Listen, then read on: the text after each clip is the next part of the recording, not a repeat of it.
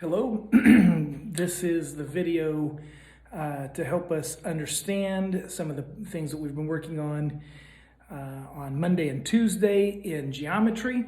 And I'm going to introduce the new material that you'll need to work on for tomorrow, Wednesday, the 23rd. 23rd. I have something to explain before I begin though, and that is the shirt that I am wearing. The other night, I was wearing a work shirt, and I thought, well, I don't want to make a video dressed in this shirt to, do my geometry class. So I ran in, grabbed a shirt out of the clean shirt out of the closet, threw it on, made the video, and went on. Tonight, you can see I'm in our classroom, and I thought, well, I'm wearing this work shirt. It's a t-shirt, no collar. I thought, you know what I need to do? I need to grab a shirt and take it with me. I grabbed a shirt. Guess which one? The same one. It looks like I've been wearing the same clothes for 3 days straight. That's not true. If you go back and look, the other video was 7 minutes long. So anyhow, what I'm going to do right now is I'm going to review from page, it looks like page 19. Is it page 19? Hold on just a second.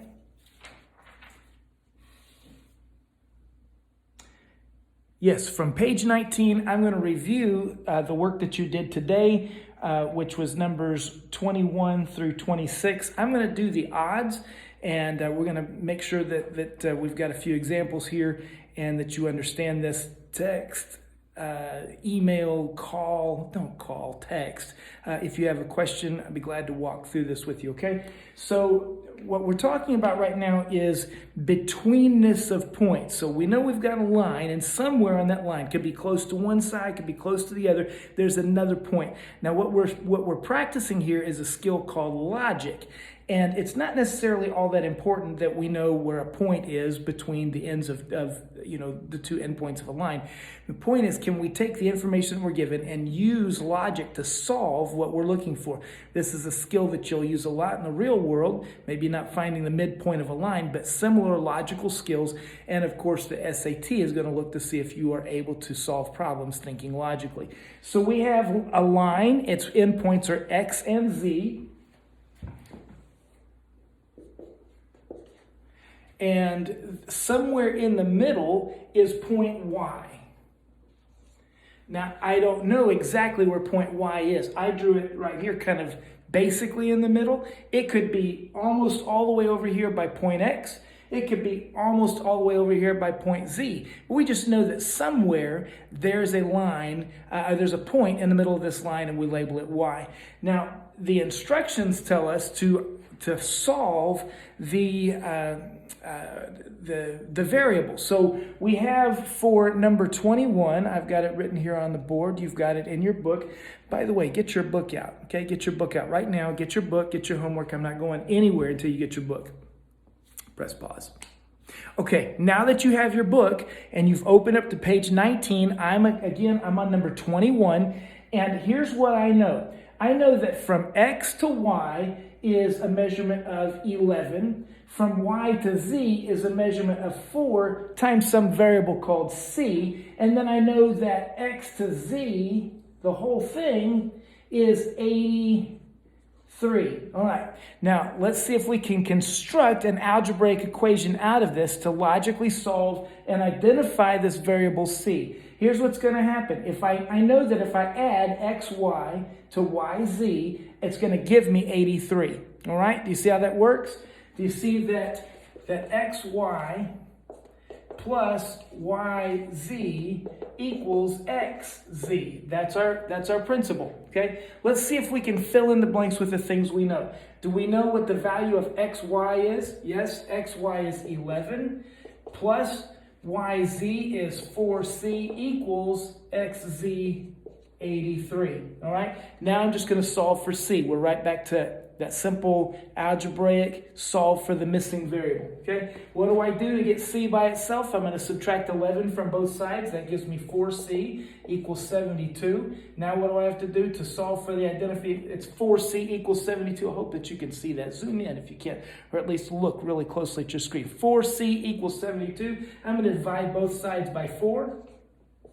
And I happen to know that if I divide 4 into 72, that's going to give me 1 8 as an answer. So C equals 18, all right? C equals 18. This is the answer to number 21. All right.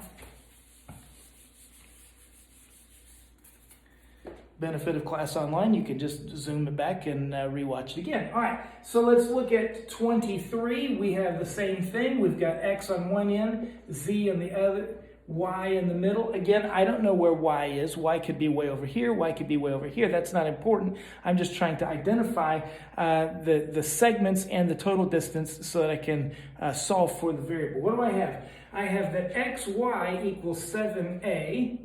I have that yz equals 5a, and I have that xz, in other words, the whole line, equals 6a plus 24. Once again, xy plus yz equals xz, right?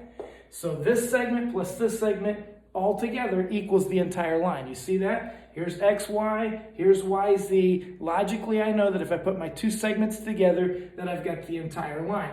Now I fill in the blanks. Do I know the value of xy? I do. xy is 7a plus yz is 5a. The value of the entire length is 6a plus 24. All right. Now, I'm going to guess that if I'd handed you a problem, nearly everybody in this class, if I handed you a problem that says, tell me that 7a plus 5a equals 6a plus 24, you would be like, boom, I'm on it. I've got it. I know how to do that. Problem is that most of you, and I love you, okay, I love you, but I can't even see your face right now. And those of you that haven't been able to get to this point, I'm not a betting man, but if I were a betting man, I'll tell you what I would bet. I would bet that you didn't even draw a line segment. I would bet that you didn't even try, okay? If you're not following the steps, think of it, draw it out. What have I said every single time? If you got a problem like this, you got to draw it. Put it down, make your figures, because if you did this and you had X, Y, and Z with those, you're going to be like, oh, it's a piece of cake. I can do this all day long. I could do this in my sleep. Why is this guy holding me back? I could be doing more. I could be doing more. No. If you didn't do this, you didn't get here. I know it. You didn't get there. All right. So I'm going to combine my like terms. 7a plus 5a is 12a equals 6a plus 24. I want to get the a's together. So what can I do? I'm going to subtract 6a from both sides. That's going to give me over here 6a equals 24. I'm going to divide both sides by 6. A equals 4. You knew that, right? You knew that. He's like, I didn't even have to do the work. I can look at it and just say A equals 4. Well, no, you had to do the work. A equals 4. So if I went back up here, just to check my problems, if I went back up here knowing that A equals 4, get this extra work out of the way.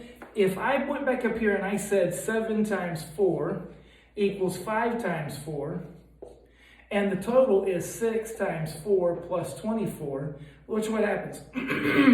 7 times 4 is 28. 5 times 4 is 20. Put those together, that gives me 48. If I did 24 plus 24, because 6 times 4 is 24, that would equal 48. All right? Easy peasy lemon squeezy. Here we go. All right, let's look at number 25. Number 25. 25, we have, this gets a little more complex, but the principle is exactly the same. Nothing is changing. It's just bigger. It's the same thing, though. All right, so I've got a line segment. It's got x on one end. It's got z on the other. It's got y somewhere in the middle. All right, x to y is 4n plus 3. Y to z is 2n minus 7. And the entire thing is 22. X to z is 22. All right, once again, we know that xy plus yz equals xz, and I'm filling in my values here. I have 4n plus 3. I'm going to put those in parentheses, plus, what's yz, 2n minus 7, equals 22. All right, I'm going to combine like terms down here. I'm not being asked to do anything difficult. I'm just combining like terms. So my n's, 4n plus 2n is 6n, 3 minus 7 would be negative 4 equals 22. Now I've got to solve for n. I'm going to add 4 to both sides because I can do that. 6n equals 26. All right. And I'm going to divide both sides by 6. That's going to give me n equals 4 1/2. Look over here, make sure that I have the right answer. 4 1/3. Sorry, 4 1/3. I did that too quickly. This should be 4 1/3. All right.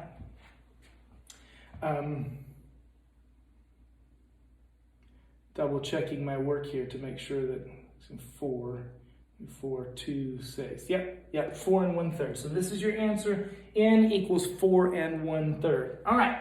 So let's talk about some things you're going to need to do tonight.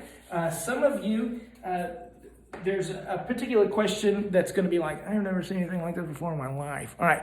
Others, you're like, I remember this. Brother Akers taught me this last year. All right. Here's when we're going to talk about function. I'm not going to define it. I'm just going to tell you when you see it, you're going to go, oh, that guy's a function. All right. Function is not a difficult thing at all. It looks like this. F of x equals something. All right. F of x equals something.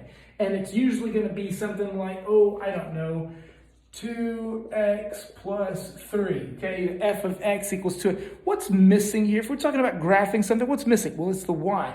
This part right here, this f of x, if I say f of x, and that could be anything, f of g, f of m, f of z, f of any letter in the alphabet, that actually equals y, all right?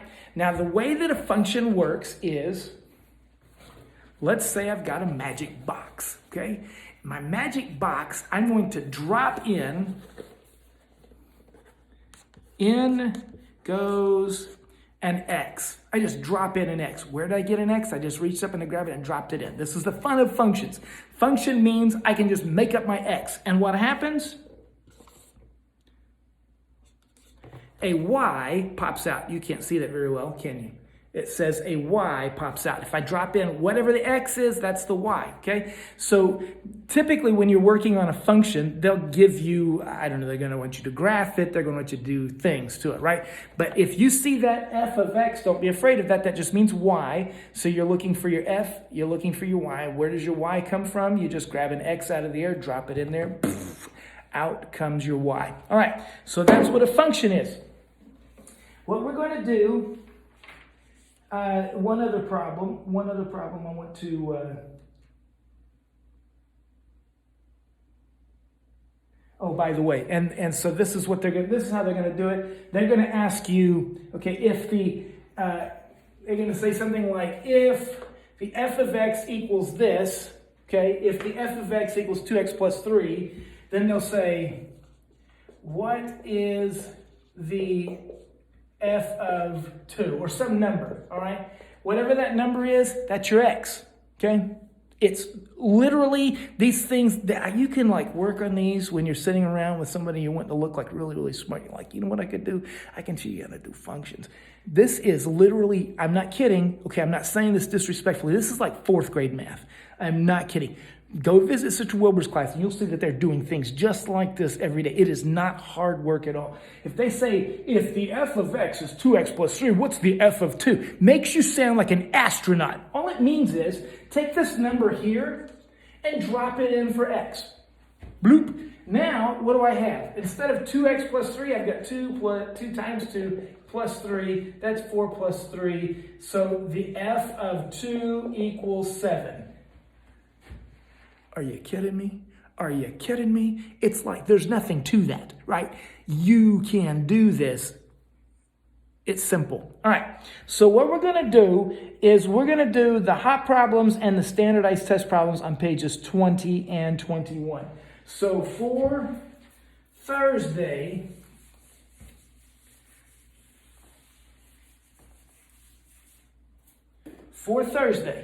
you need to have numbers 37 through 45 done. 37 through 45. That's on pages 20 and 21. Due on Thursday. My heart, she cries because I miss you so.